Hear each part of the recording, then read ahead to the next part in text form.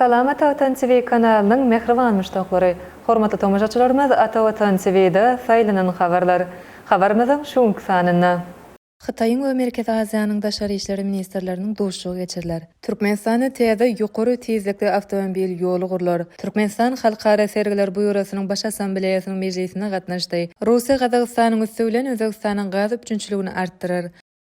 Xitay Halk Respublikasynyň hemde Merkezi Aziýa döwletleriniň daşary syýasat idaralariniň ýoldaşlarynyň nowatdaky duşugy geçirilýär. Bu barada Xitaýyň Sinhua habarlar agentligi habar berýär. Habarlar gullugynyň Xitaýyň daşary syýasat idarasyna salgylanyp beren habaryna görä, Xitaýyň Kommunistik Partiýasynyň Merkezi Komitetiniň syýasat bürosynyň agzasy we daşary işleri ministri Wang 1-30 noýabr, 1 dekabr aralygynda Xitaýyň günorta gün wataryndaky Sichuan vilayatynyň Chengdu şäherine geçirilmegi meýilleşdirilýän Xitaýyň we Merkezi Aziýanyň daşary işleri ministrleriniň 5-nji duşugyna başlyklyk eder. Xitaydaky bu duşugy Gazagystanyň premier ministriniň ornasary we daşary işleri ministri Murat Nurtleýewiň, Kyrgyzstanyň daşary işleri ministri Janbek Kulubaýewiň, Täjikistanyň daşary işleri ministri Sirjaddin Muhriddiniň, Türkmenistanyň ministrler kabinetiniň başlygynyň ornasary we daşary işleri ministri Raşid Meredowiň hemde Özbegistanyň daşary işleri ministri Bagtyar Saýidowiň gatnaşmagyna garaşylýar.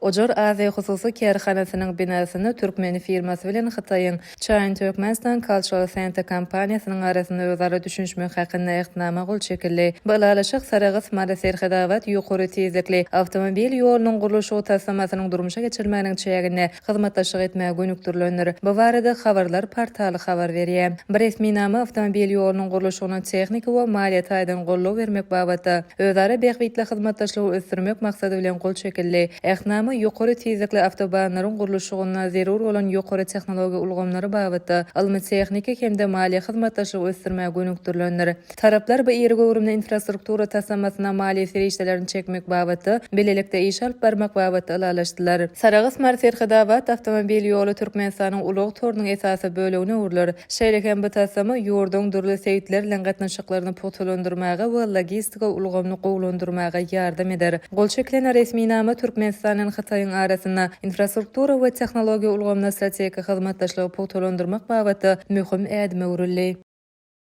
2024-nji ýylyň 26-njy noýabrynda Türkmen wekiliýeti Parijde geçirilen Halkara Sergiler Buýrosynyň baş assambleýasynyň 175-nji mejlisine gatnaşdy. Bu çäre Türkmen wekiliýetiniň düzüminde Türkmenistanyň Fransiýadaky adatdan daşary we dowluk tyýarly elçisi, Türkmenistanyň Halkara Sergiler Buýrosynyň hemişelik wekili Maksat Çaryp, Türkmenistanyň Sowda Senagat edarasynyň başlygy Mergen Gurdow, Türkmenistanyň Sowda we daşary ara gatnaşyklar ministrliginden hemde Türkmenistanyň Sowda Senagat edarasyndan wekiller gatnaşdylar. Mejlisiň gün tertibine laýyklykda Türkmenistanyň agza bolup durýan Halkara Sergiler Buýrosynyň dolandyryş we budjet, düzgünler, maglumatlar we ara gatnaşyk hemde ýerine ýetirji komitetleriň agzalary barada hasawatlar diňlenildi we ol hasawatlar tasdiqlanyldy. Şeýlekem ýetip gelýän Halkara sergilerine taýýarlyk işlerinden gedişi barada habarlar diňlenildi. Soňra Ýaponiýanyň wekiliýetiniň Osaka Kansayda geçiriljek Expo 2025 sergisine taýýarlyk işleriniň barşy hakynda beren maglumatlar diňlenildi. Mejlisde Saudiya Arabistany padşahlygynyň wekilleriniň erriýatda geçiriljek Expo 2030 sergisi, Serbiýa Respublikasynyň Expo 2027 sergisi, 2027-nji ýylda Lagakemada geçiriljek Halkara bagwançylyk sergisi hemde Italiýanyň wekiliýetiniň Milanda geçiriljek Triennale 2025 sergisi boýunça hasawatlaryna orun berildi. Mejlisiň çäklerine Halkara Sergiler Buýrosynyň baş sekretary bilen Türkmenistanyň wekiliýetiniň arasynda gysgaçyk duşuk gorly.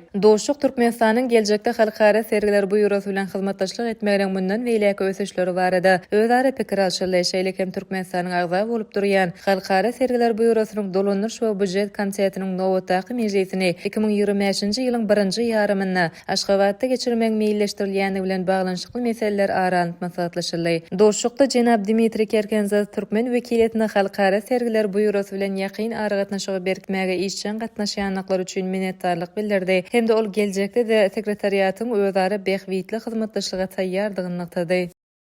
Russiya Gazagystanyň çäginden Özbegistanyň gaz üçünçiligini artdyrar diýip Russiýanyň prezidenti Vladimir Putin aýtdy. Bu barada prezident Vladimir Putin Gazagystana amallaşyran döwlet saparynyň çäklerine gurulan medpugat ýygnygyna belläk geçdi. Vladimir Putin Gazagystanyň prezidenti Kasym-Jomart Tokayew bilen geçirilen medpugat ýygnygyna geçen ýyldan beri Gazagystanyň çäginden goňşy Özbegistana gaz iberliýär, muny dowam eder diýip bellädi. Russiýa Federasiýasynyň prezidenti Russiýa bilen Gazagystanyň energetika pudugyna hyzmatdaşlygy ýygdyrly ösýänligini nykdy. berdi. Hazır turba geçirjek konsorsiumyň alyp barýan işleri netijesinde daşar ýurt bazarlaryna eksport edilýän Gazak neftiniň esasy bölegi Russiýanyň çäginden we Gara deňizdäki Rus port infrastrukturasyndan geçýän. Şol wagtyň özünde biziň ýurdumyz Gazakystan kömürini import edýär. Özara elektrik üçünçülük amala aşyrylýar. Gün tertibine 2 sany täze ýyllyk elektrik stansiýasynyň gurulşy we Gazprom kompaniýasy tarapyndan Gazakystanyň sarp edijilerine tebii gaz bökdünçsiz iýerilýär diýip Putin beledi.